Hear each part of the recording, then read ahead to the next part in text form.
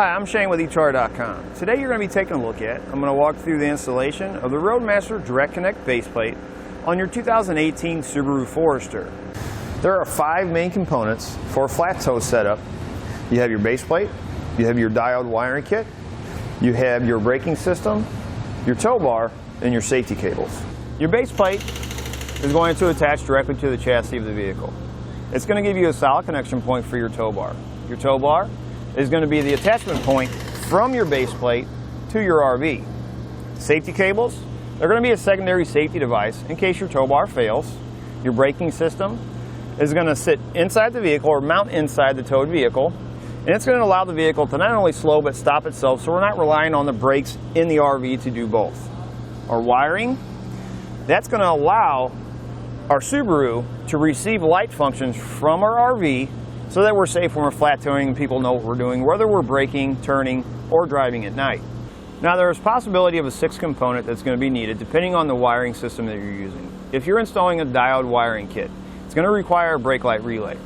The relay attaches to the brake light wire inside the vehicle, and it keeps your brake light signal from overriding your turn signal. If you're installing a bulb and socket kit, you're not going to need the brake light relay.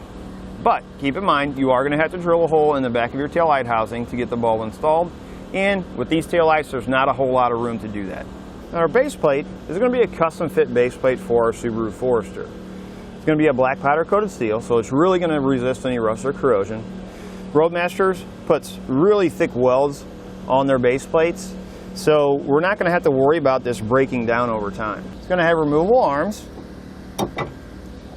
When the arms are removed, you can see it's going to maintain a nice clean look on the front of the vehicle.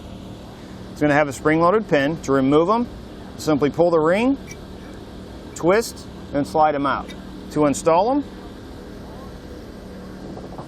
slide them in until it pushes the pin in, twist it until it locks. You want to make sure that this tab here is facing in and up. These are going to be your safety chain loops. We're going to have a cross beam.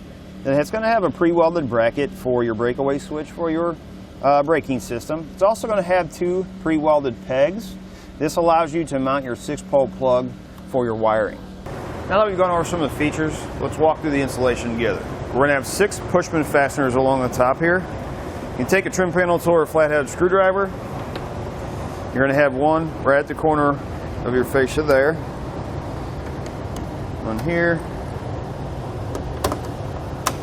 Here. We're going to have a push pin fastener on each side on the inside of the fender well.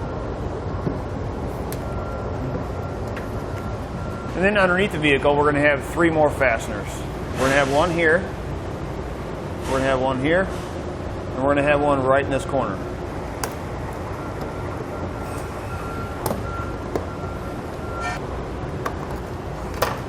And we're going to do the same thing on the other side of the vehicle.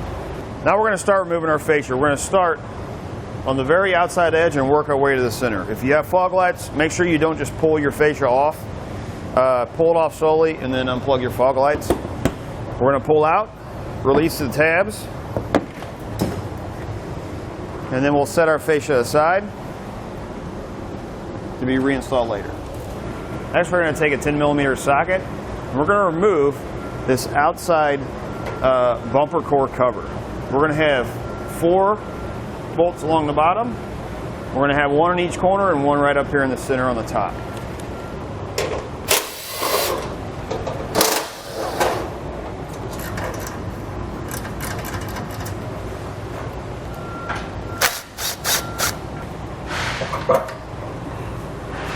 Take your trim panel tool. We're going to pop this lower foam piece off, just like that. We're going to do that on both sides. On each frame rail, where this overlaps your frame, you're going to go a 1/2 inch in and then center it between this line and this line. So you can see where I have it marked there. You're going to do that on both sides. Now where we marked, we're going to have to drill a 1/2 inch hole there. Looks like our horn might be getting in the way. So what we're going to do is take a 10mm socket, I'm going to remove it, and we'll just set it down to the side. I'm going to start with a pilot hole. What I like to do to make it easier is start with a small one and just step up every couple sizes each bit until you get up to a 1/2 inch. or you can use a step bit.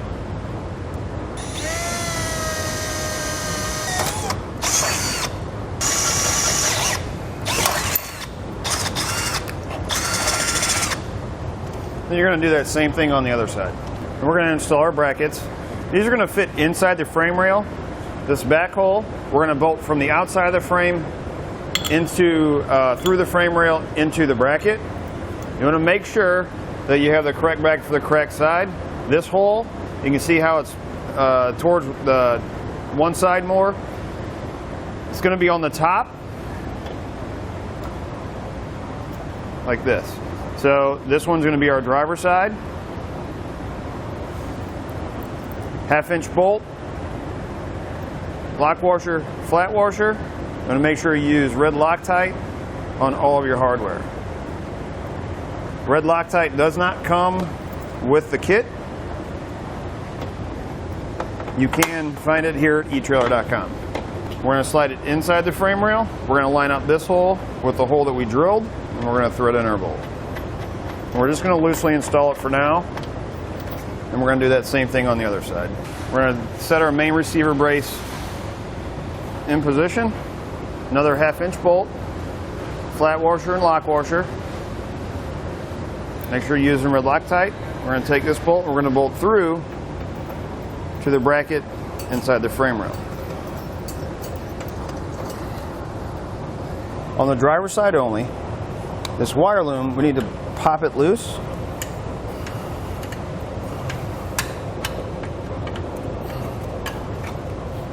We're going to take a half-inch drill bit, this lower hole in our main receiver brace. We need to go all the way through the back side of the frame rail.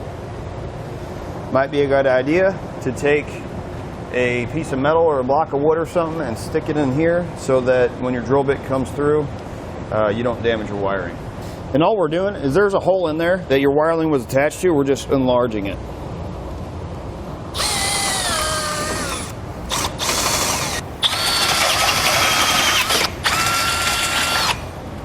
We're going to take our longer half-inch bolt. You're going to need the large washer like this, a lock washer, and a nut. Red Loctite. We're going to run our bolt through all the way through the other side on the hole we drilled. We're going to put on this plate first. So the hole we just drilled on our driver's side here, you'll notice this lip and this lip is not allowing me to get my washer or this large washer on. So what we're going to do is we're going to open this hole up a little bit more. On the passenger side, that's a very large hole, so it allows you to move the head of that bolt over just a little bit, or I'm sorry, the end of this bolt. We're just going to take a bigger drill bit and open that hole up a little bit more.